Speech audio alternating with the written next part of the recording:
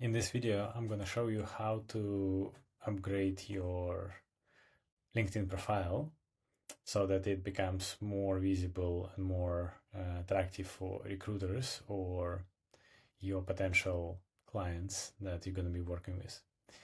And I want to start with defining, I think, two main pillars in your LinkedIn profile. So the two main jobs. One is to attract attention, is where you need to make sure that your profile captures attention. And second, it sells you as the fit.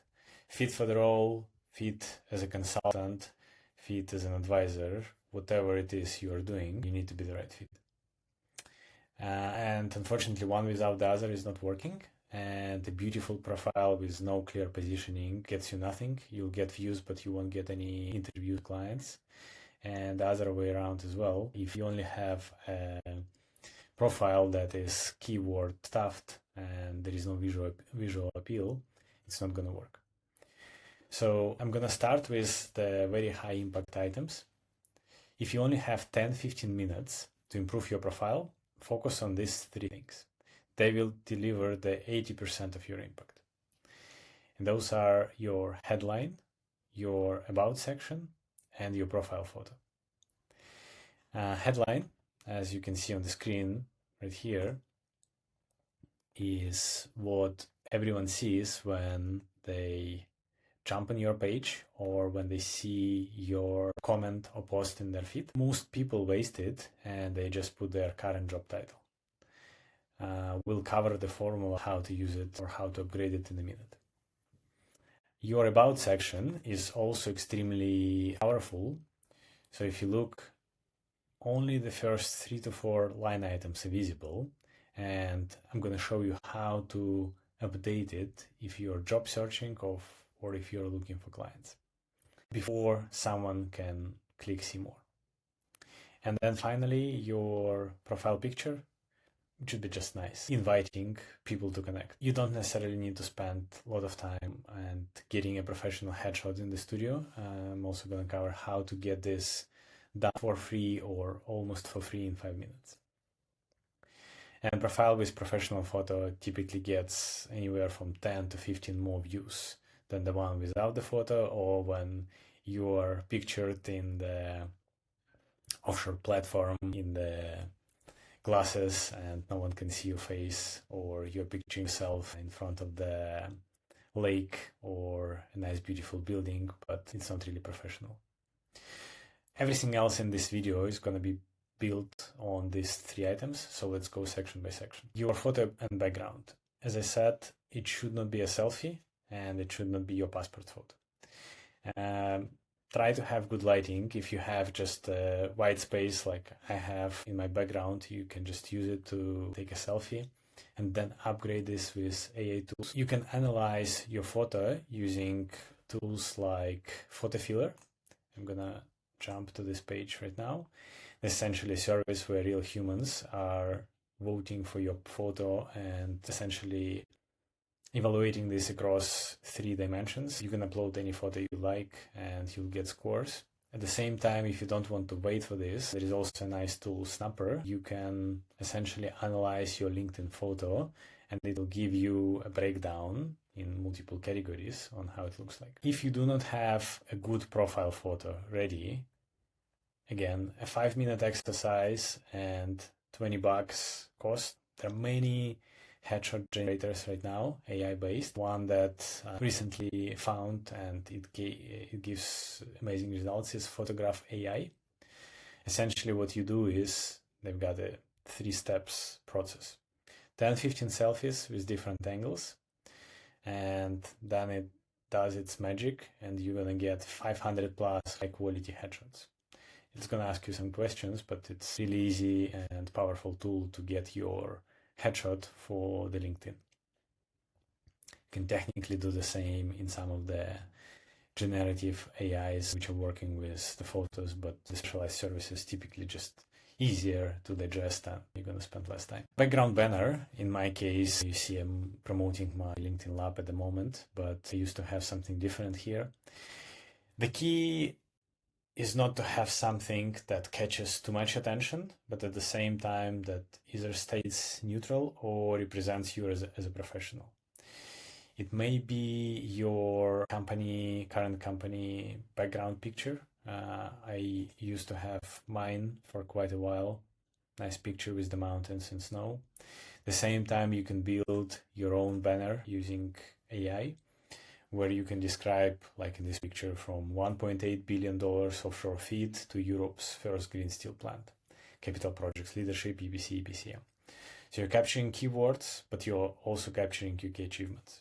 That's important. You can also use free tools like Canva, where you can go essentially and type LinkedIn background, and it will give you some free options that you can download and put as your banner.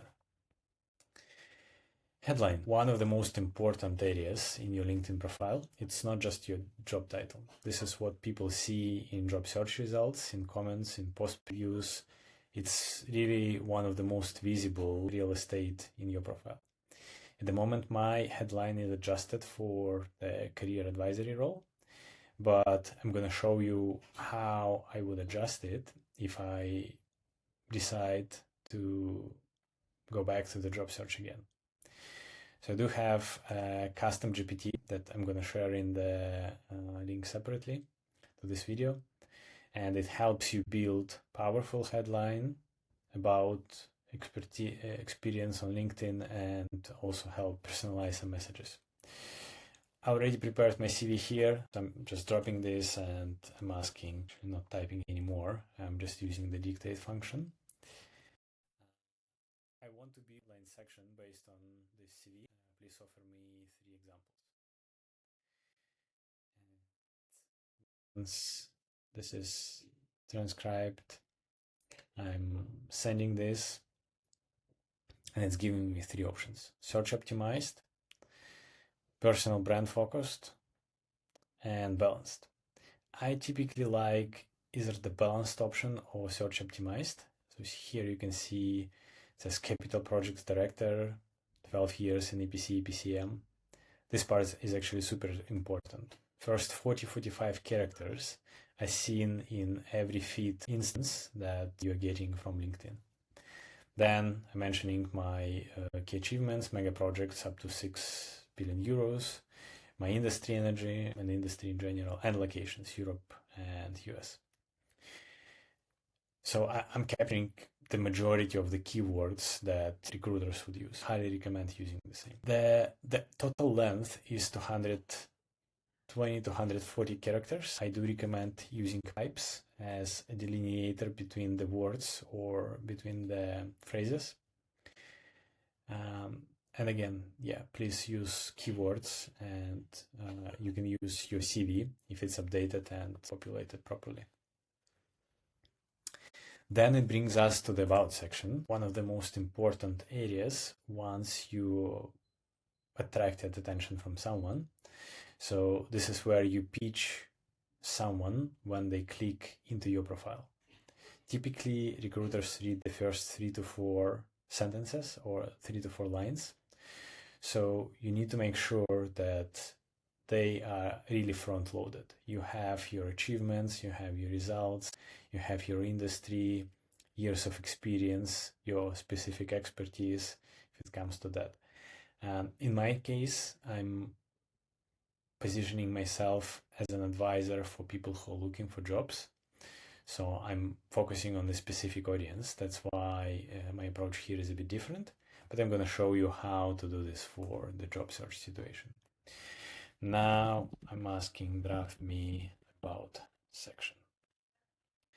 And the beauty of that is it already knows that it should be front loaded, and it gives me a section with the first 3 line items saying about me being a capital project director, 12 plus years of experience, EPC, EPCM programs, energy, chemicals, industrial sectors. Value of the programs, Europe, United States, Russia, and focusing on improving cost, schedule, and execution certainty in high-risk environments. Like, this is just gold. You need to self-check once you get the output that you have your industry, you have keywords, you have UK achievement, or the scale of your work, the first 3 to 4 line items. Then what comes next is also important. Some more details about the projects, greenfield steel plant, offshore expansions, the portfolios that I've directed, cost savings. Also have a separate section in bullet points with key achievements. It's nice. It helps to keep the cadence. So it's not just a wall of text. You essentially let your about section breathe. That's quite important. And then what I prefer doing, especially when you're job searching, I'm putting a section which is called core expertise, but in fact, those are keywords. Keywords that are either included in the job descriptions and they are being matched with your experience, or recruiters may use them just typing or searching for candidates cold. So try to use main keywords from your industry, from your profile, from your job family. Yeah, and the limit for about section is close to 2.6 thousand characters. So essentially it's quite, I would say it's unlimited. You wouldn't want to put more. So use it wisely. And you can see here, I click more and I have more details. I have some credentials here that I've been managing capital projects. I've reviewed many CVs. I've conducted plenty interviews. I have placed more than 40 leaders across different geographies to their job roles, positions. This is my unique framework that I use and call to action, DM me brief. For you, you may just end it with the core expertise, or you can add your email, which is also quite helpful in your about section. If someone cannot add you to the profile and for some reasons your email is not visible. I also recommend adding top skills here. Typically you would put here 3-4 main skills that reflect your expertise and the roles that you're looking for. Next, we're gonna go to experience and we're gonna come back to the featured section just in a minute. Scrolling through my activity, make sure that you have some activity in the feed, even if those are reposts of somebody else's posts. Experience, again, similarly to the about section, you need to make sure that it's front-loaded. You see on the first 2 line items in every role are visible before you click see more. You see here, I'm saying leading delivery on Europe's first greenfield steel mill in 50 years, 6 billion plus, overseeing major contractor scope, 700 plus field workforce in SIMOPS intensive zones. And the same applies everywhere, across every experience. And obviously later on, I do have bullet points. I describe my experience in more details. I don't stop here. What's also important, and you may not see this in my latest roles, but I'm definitely going to change this whenever the need appears for me to look for another role. You need to use the internationally recognized job titles. So in all my previous roles, I've been using head of engineering, project manager, project engineering manager, deputy engineering manager, even though in some cases my real role was different or it was named differently. Why it matters? Because no one knows what the design coordination in an interface manager is, right? So you need to adopt it to the international standards and names of the roles that you see the most while job searching. Make sure that you select the company from the drop-down menus. So if I go and modify one of my experiences here, for example, my company organization Stegra is popping up in this window. Don't just type the name, otherwise it won't pick up the company page, and that's quite important. I'm going to discard the changes here. Also, if you've been progressing within the same company through multiple roles, make sure you reflect it. And I've done this in Stegra, but I've also done this in Fluor. So over 6 years, I've been growing quite rapidly from the senior engineer to the lead of the discipline, to the deputy engineering manager, to engineering manager, and then leading the project, covering project and engineering management functionality. All right, I would say this is the key of your LinkedIn profile. This is where you need to put the most emphasis. But there are a few other sections that I want to stop by and just mention because they will give you a few more bonus points, whether you're job searching or you are promoting your services on the platform. So what comes next is skills, and you can get up to 100 skills total. I do have probably close to 50 of them. But what's more important is make sure that the latest skill or the top one you select consciously. So you can use reorder button and put the most appropriate skills to the top. So for me, I decided that I'm going to put project management, leadership, interface management. And you can also ask people to endorse them. You can also go to other people's profiles and endorse their skills, and typically they may come back and endorse yours. Skills is just another way to elevate yourself in the search criteria when recruiters are searching for you on LinkedIn. Then we're going to come back to the featured section, and that's where I recommend you put your most prominent posts, or if you have projects or you have project portfolio that you want to advertise, you can link it here. Essentially, I can go to any post and I can say feature on top of profile, and that will go to my featured section. I do not recommend putting more than 2, maximum 3 featured elements, and you can obviously change them from time to time. I used to have different featured posts in the past, but now I'm focusing more on GPT career tools and what resonates with my audience. Okay, one of the last sections, recommendations, and that's not the great example in my case. I only have the Russian type recommendations. I'm going to improve on that, but I'm going to swap to the given recommendations. Those are also quite important. If you'd like someone to give you a recommendation, what you can start with is drafting a recommendation to them. If you'd like to get a recommendation from someone, don't just ask, hey Alexei, can you please send me a recommendation? Be proactive and draft it yourself. People will thank you for being proactive first, but also it will help you capture what you'd like to be the recommendation. Sometimes people write general stuff that is not helpful and is not advancing you in the job search and is not positioning you as an expert or professional in the industry. Education, courses, licenses, certifications.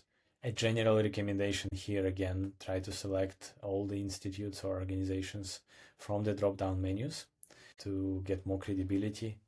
I do recommend putting just like industry-specific or key certifications on the profile. I highly do not recommend putting all your Coursera courses in the licenses, certifications, or courses here. It does not give you much. It overloads your profile, and if you're someone with 8, 10, or even 15 plus years of experience, your experience should sell you, not the courses. Now, the last section that I wanted to cover is not very obvious or straightforward and is related to the account settings. So you would go to your profile and settings privacy. And what you would want to do here is to make sure that your account preferences and visibility are designed in a way that everyone can see them, or everyone you want to see them is there. So in the name and location, I'll just mention that you would probably want to keep your location close to where you're job searching. So if I'm looking for the job in Sweden, I would keep Sweden. In other cases, I would probably recommend switching the location. So if you're looking for the job in Netherlands or in Germany, try putting this country or region temporarily. That may boost your visibility for the recruiters in the region. Going back to the settings and privacy, let's go to visibility. Make sure in the profile viewing options, your name and headline are visible so that you do not use the private mode where everything is hidden. Enable page visit visibility. That also helps. Who can see your connections? For me, it's turned off. Generally, it does not make my... What does instead is who can see members you follow, anyone on LinkedIn, and who can see your last name. For me, it's everyone, and I think that's also quite important. So people know essential information about you if they're looking for the candidates. I would also recommend enabling profile preview in Microsoft applications. So whenever someone sends your profile in Teams or through Outlook, they would immediately see a preview. Who can see or download your email address, also quite important. For me, it's just first degree connections. If you are job searching, I would probably recommend putting anyone on LinkedIn, because then they will be able to essentially reach out to you even if you are not connected. Not every recruiter has a LinkedIn premium, and they may not have the luxury of reaching out to you that easily. Yeah, everyone can discover your profile using email address. I'm putting anyone, phone number also, but I'm not sharing my phone number here. Manage active status. So if I'm on the platform, that's only visible to my connections. It doesn't make any difference, to be honest. What is good is when you're mentioned by others, you would want to allow someone to mention you in case there is a role that is the right fit or something like that. If you don't enable this feature, or if it's not enabled by default, people won't be able to tag you in posts or comments. Who can follow you? We recommend also putting everyone, but that's for the long term. What's also important is the open to work. And we can look at here. So if you are going to put an open to work banner right here, I do recommend using recruiters only. So it will be visible for people who are using LinkedIn Recruiter. For others, it will be invisible. Again, it's a personal preference. I've seen people getting jobs with the banner and without the banner. I personally prefer not having the banner open, because the strategy for the senior leaders, senior professionals, is typically built through either the closed networking or via posting and commenting. So having your banner visible to all members doesn't make any difference. But why you would want to put this for recruiters? Because if they are using LinkedIn Recruiter right here, they can filter candidates who are open to work. And that's a very powerful filter, and you would want to be filtered by that. Okay, I think that's it in terms of the settings. A few sort of tricks or hacks that I would recommend doing is make sure that you reach 500 plus connections as soon as possible. That gives you credibility again. If you have less than 500, then LinkedIn shows the exact number of followers or exact number of connections. And if it's 276, it doesn't look as good as 500 plus. Add relevant people. Don't mass add people from all the backgrounds and all the industries. That will not play good long term. Try focusing 10-15 days, 10-15 people a day, and prioritize quality. There is also a group hack. You can enter the group, the LinkedIn group, which can be found. Okay, just give you an example. Engineers, right? And then I'm going to search groups. For example, if I know that in MEP engineer, architect and engineers network, blah, blah, blah, someone who I need to reach out to is present, and I join this group, I can write personalized message to this person, even if I don't have a premium profile, premium account, and if we are not connected. Not everyone knows this life hack. it obviously means that you need to know where this person is in terms of grouping, but you can do that. I'm not going to spend much time today on SSI. SSI is a social selling index, a feature in LinkedIn. I'll put a link to the description of the video so you can go measure your index yourself. But at the moment, LinkedIn is deprioritizing the use of SSI towards more AI-powered tools for sales. So this is just a good metric to be aware of, but in reality, it does not mean that if you have SSI 70, you're going to find a job much faster than if you have SSI 40. So wrapping this up, 3 highest impact changes that you can do in your profile, as we discussed, is your headline, right? Your about section and your profile picture. So if you haven't done this yet, go ahead, open the GPT that I'm going to share and update it. Your profile is never done, meaning that it will be always evolving, and I'm updating mine now probably every couple months. And if you have any questions, I'll be happy to support. Put your questions or comments in the comments on the YouTube and subscribe to the channel. We'll be happy to see you in the future videos.